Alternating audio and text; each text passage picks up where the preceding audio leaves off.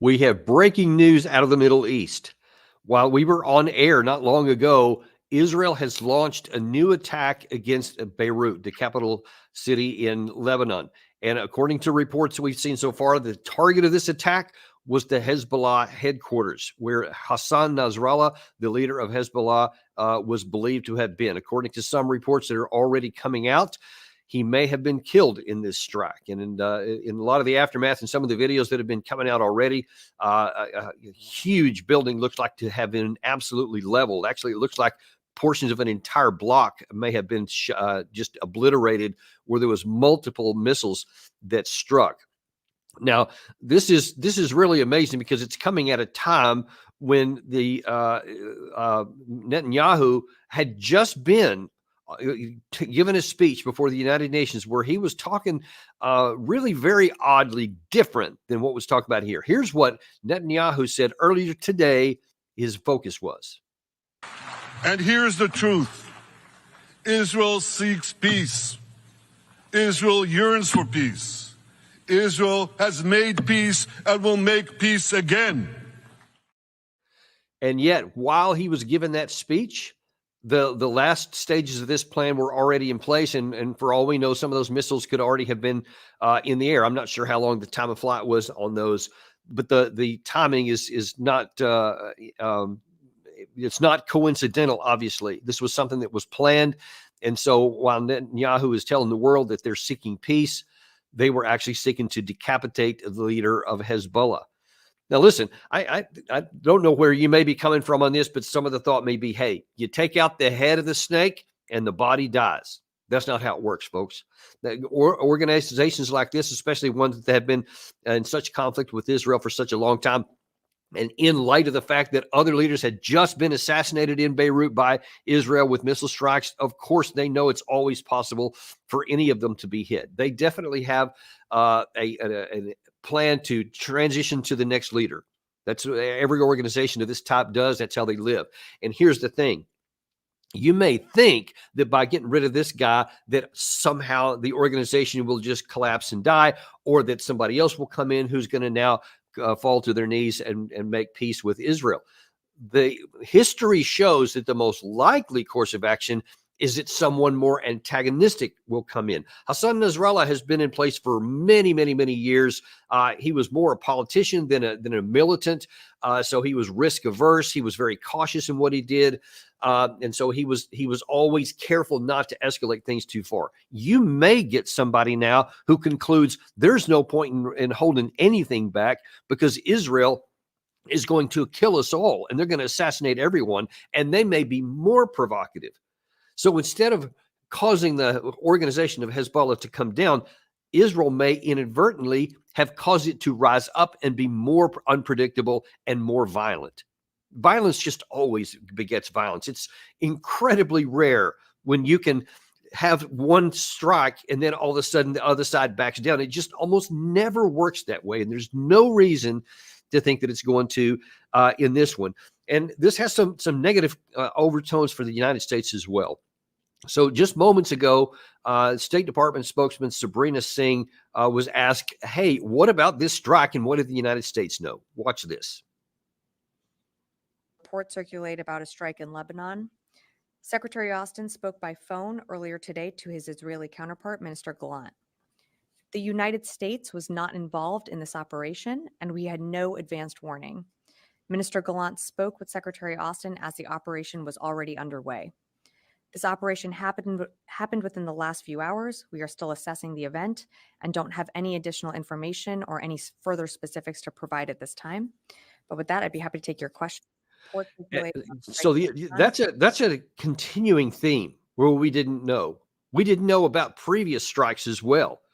We didn't know about the pager event when that happened as well. But Israel keeps doing things. And by the way, even when these things happen and we say we didn't know and it's getting us by virtue of our support for them, it's also splashing on us. We give $8 billion, or maybe it was 8.7 billion. I can't remember the number. We just authorized another big tranche. And then as Netanyahu's talking about peace in New York, they're launching this big strike here. And again, we say we didn't know. Now, this is on top of something that new information is coming out even yesterday that's even more damning, because you may recall that we did a show about this 21-day ceasefire that the United States was trying to put out.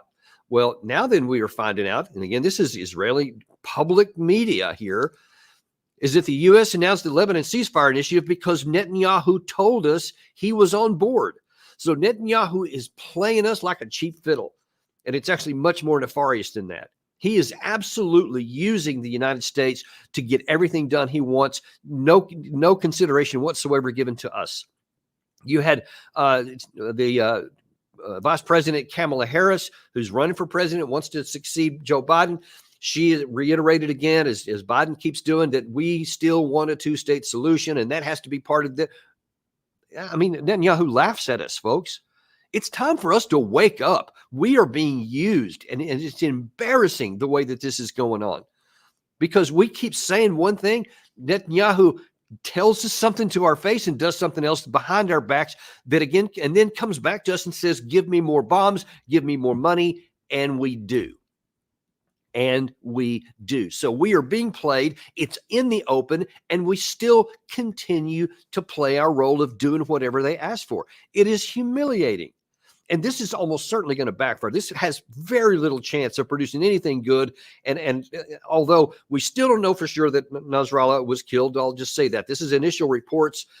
Some from on the ground are saying the Israel wait and see. It's the fog of war. It's always, the first reports are almost always wrong. We'll see how it plays out. But no matter how it plays out, you just had this massive explosion in the middle of the capital city of Lebanon because Israel doesn't like this leader and they want to try and destroy him. I'm sure there's probably plenty of people that were killed in this, Hezbollah people. But because it's in the middle of the capital, there's also a lot of innocent people were again killed. And there just doesn't seem to be any concern at all for innocent people that get killed in the crossfire of this. And this is also going to come back to haunt. This is not making Israel look good in the world. It's not making them look stronger. It's making more people afraid of them. And when people get afraid of somebody, they very often will take action against them. We'll see how that's going to work out. Yeah, Gary's showing some of the scenes right here. Just imagine if you saw this in the capital city of any friendly country of ours that we're on board for. Let's say that Russia. What if Russia did something like that against a Ukrainian target in some other country, some other capital city, in a Western capital city? I mean, we would be just ready to go to nuclear war practically. But yet you see so far that there's no response and no reaction whatsoever. And because this is becoming normalized, we don't even seem to matter with it. I want to play a section here that we were just talking to Colonel Jacques Beau primarily about the Russia-Ukraine war. But since this actually came up in the middle of our show, we actually talked a section about this. And I thought it was really important and really insightful that some of the comments he has, because he has got a lot of history and knowledgeable about this region. And so I wanted to play that for you here.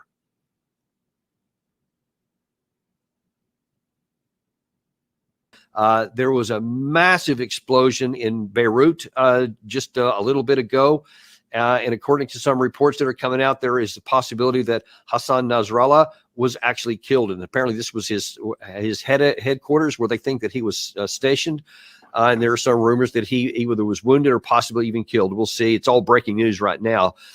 But what do you think happens with this here? Because it looks to me like Israel is already in the process with all these airstrikes and the pagers and the assassinations of the senior leaders, that they are already in the process of going in on the ground. They're just waiting to start. How do you see it? Well, if Israel starts to have a ground operation on the southern Lebanon, this will happen as it did in 2006. The Hezbollah is a defensive, basically, it's a resistance organization in the true sense of the word, meaning that they are prepared for defense against a possible occupation, that the tunnels, trenches, blockhouses, and things like this. So, meaning that as it happened in 2006, if the Israeli comes into Lebanon, they will face a situation that will be probably even harsher than what they have found in Gaza. And since they were not very successful in Gaza, I suspect they might have also some kind of, you can call it probably defeat. I don't want to use these words because we don't know what will happen, but it might have, they might have very hard encounters with the Hezbollah. In addition to that, we have to remember that some Iraqi militias, Shia militias, because Iraq is essentially, has a very large Shia minority, they have claimed having 40,000 combatants ready to help the Hezbollah if Israel would enter South Lebanon. You have also Syrian militias have claimed they would come back and try to recover the Golan, because the Golan Heights are, in fact, from an international law point of view, it's still a Syrian territory. It's an occupied territory, it's a Syrian territory.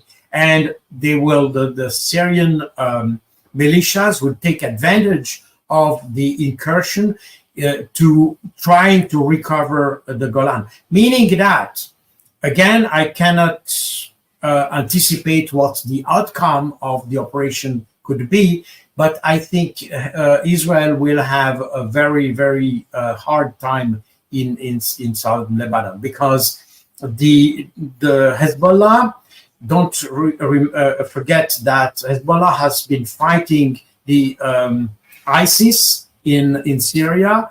They are very much battle hardened.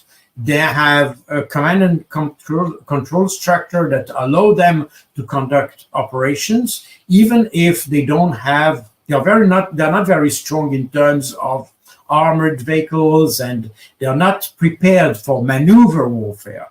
But when it comes to defensive warfare based on static installation and tunnels, exactly what we have seen in Gaza, I think they are very strong. And my view is that Israel might have a very hard time. Some say that if Israel enters South Lebanon, that could be the end point for Israel. I'm not that pessimistic, because the resources of Israel are quite important, but they will certainly lose a lot of political and military prestige in such operation, in my view. And now it seems to my assessment is that unless the United States gets sucked in and goes in and fights with Israel, I think that the stated objective, which from a number of Israeli leaders has been specifically to push Hezbollah back to the Litani River, which is like 25 kilometers or so, depending on where you measure it. That just seems like an incredibly difficult military task with the current size of the IDF, when they haven't been able to completely vanquish Hamas in 11 months in the relatively tiny Gaza Strip.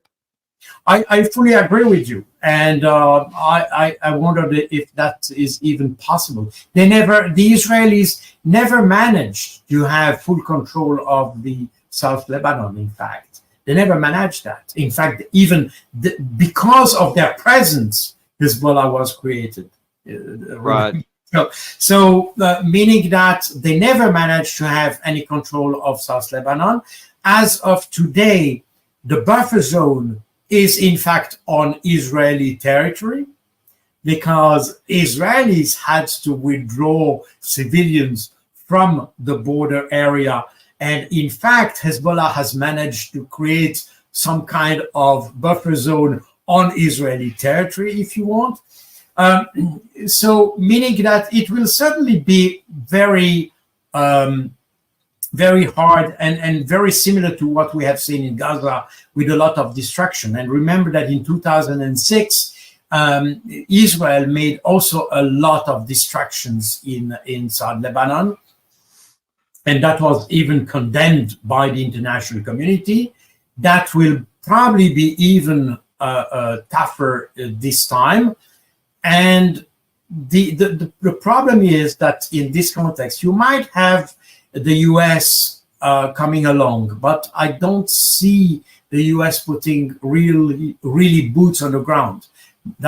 I don't know, but I don't know what is the status of planning. My personal view is that if the US would be involved, that's probably with the air war. I mean, kind of airstrikes, anti-missile things and this kind of thing. But I'm not sure the Pentagon is ready to really put units on the ground.